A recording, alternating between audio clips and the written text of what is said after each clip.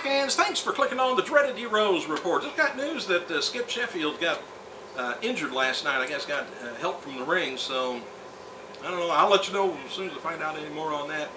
Reigning Ring of Honor champion Tyler Black, he reported Florida Championship Wrestling this week. He participated in this week's training session and is expected to finish up with Ring of Honor next month. TNA has released, I can't believe this, but it could be a big mistake on their part, former X Division and Tag Team Champion HOMICIDE.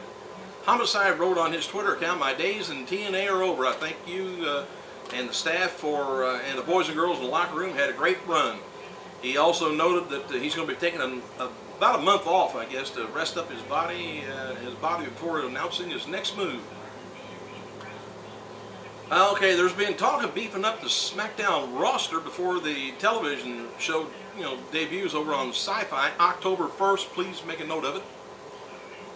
It's though maybe unrelated, but it's worth noting that The Miz is advertised to appear at a SmackDown live event in October, so I don't know if we're going to be moving his butt over there. Of course, we'll all have to watch if he's going to be over there. We know that. Anyway, as seen on Monday's episode of Raw, John Cena alluded to, this is kind of funny, John Cena alluded to Justin Gabriel's sexuality by saying the Nexus member has an alternative way of thinking. Unlike past instances on WWE programming, it was not some sort of inside reference on behalf of the creative, though. Figure 4 Weekly online editor Brian Alvarez noted on his online show Tuesday that Gabriel has a girlfriend. He did not, however, reveal who the girlfriend is, but I did a little digging. Her name is Fred. Former WWE ring announcer Lillian Garcia posted several photos of herself mingling around with such superstars as Randy Orton, Sheamus, Kofi Kingston, and Maurice at SummerSlam's kickoff party in Hollywood, California. Her websites, you ain't going to believe this, her website name is LillianGarcia.com. Everybody's having a fit over this salmonella stuff, and I don't believe it because I've had poetry before, and poetry is really boring where you just kind of pass out, but it's not, you don't get salmonella from poetry. Anyway, the following schedule to take place tonight's episode of Raw TNA, tonight's episode of TNA's Impact on Spike TV. Nothing to do with wrong. Anyway, tonight's supposed to show major update and the status of Rob Van Dam. It's a TNA X Division champion, Doug Williams, taking on Kurt Angle. I did that one other time. Ken Anderson and versus Jay Lethal. TNA Knockout and Jaleel Love versus Madison Reigns. Tommy Dreamer's going to be taking on AJ Styles. Jeff Hardy's going to be taking on Rob Terry. Pope De Niro taking on Matt Morgan. Also appearing is going to be the usual crew: Hogan, Flair, Sting, Nash, Evie 2.1, Dixie from the crowd most likely, and Jeff Jarrett. WWE ring announcer and ECW original, which is the only one left now at WWE, is Joey Styles. Recently asked, I think I might have had this on here, asked his thoughts about the whole effing show edition of Impact last week. And Styles says, "I watched the whole effing show and highlights online. I've seen wood chipper victims who were less of a mess than RVD." And he said, "Who books this crazy crap?"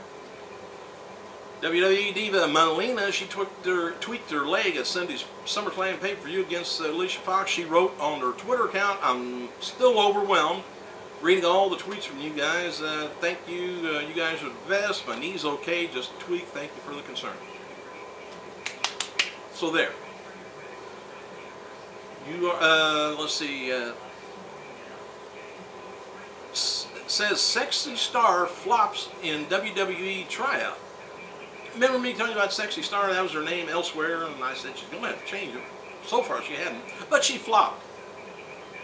I don't know if she took her top off or what, but the music legend's son wrestled inside the ring, and Lance Cade's interview is all being posted. Florida Championship Wrestling official developmental territory of, give me this big figure, held its annual talent evaluation clinic 3 weeks ago.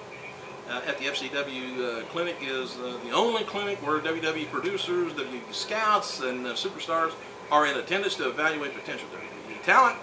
The camp is attended by 63 dreamers, and it was believed that only a select few would be imminently land contracts with the organization. It's pretty rough. You got to have something going for you, or know somebody, or be just a relation, I guess. Anyway, the company reaction that was, there was 63 people who tried out at the clinic, paying $1,000 to be seen each. That's approximately 50 of them had no business being there. In particular, AAA Women's Champion Sexy Star received harsh reviews that the company's official felt her work was terrible, her English was terrible, and that she was overweight. Wait till they see me. They felt that she wasn't pretty looking without her mask on. That's all. John Laurinaitis told those at FCW that when it comes to hiring female talent, the standard is that they aren't pretty enough to be appearing in Playboy magazine, they shouldn't be hired. Well, that leaves me out. The only wrestler known to have been offered a developmental contract is Matthias Wild. Formerly trained with WWE Lance Storm, I guess.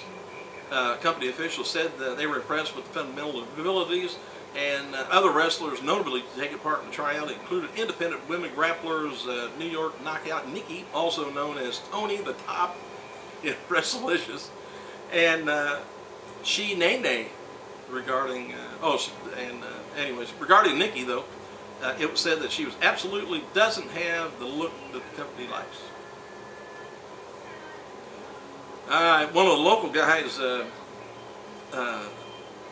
guys beaten by Big Show at last week's SmackDown television taping in San Jose, California, was the son of a music legend, Chris Christopherson. Jody Christopherson is his name. Anyway, the other two were Derek Sanders and a wrestler by the name of Fernando.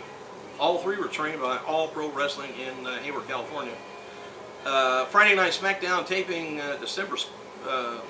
taping on December 7th will be held in the Irving Nutter Arena in Dayton, Ohio. So tickets go on sale October 8th. Get your money ready. Say, Kenny Bolin is, I hope we got enough time for this, had a honor to interview Lance Storm on the Bolin Alley, who's slamming Who a few months back, and would like to replay it this week as a special tribute to such an amazing talent. So if you can, get on the either YouTube or over on OVW and see if you can look up Kenny Bolin and see if you could, get a hold of that interview. It's supposed to be pretty good. Oh, by the way, today's marks Angelina Love's 10th anniversary in wrestling business, and she says that today marks the 10th anniversary in wrestling business. Yes, it's a decade. I worked my first show in London, Ontario. I'm so thankful and proud of everything I've accomplished, the experience I've had with my friends and everything. Has been fortunate, been very fortunate. Looking forward to what lies ahead of my future. I got about a minute, I guess. Officials at TNA website posted new studio photos of Sarita. TNA Knockout is currently nursing an arm injury and is expected to keep her in the sidelines for at least until the end of the month. So you can just Google it or pictures for a while until she gets back in the ring. Any kind of questions, problems, information you may want to ask me, hell, leave it on the comments down there, and I'll get them on here. And Sleepy, how you doing? Forgot your number, but I'm Sleepy. I'm Sleepy too. I gotta go.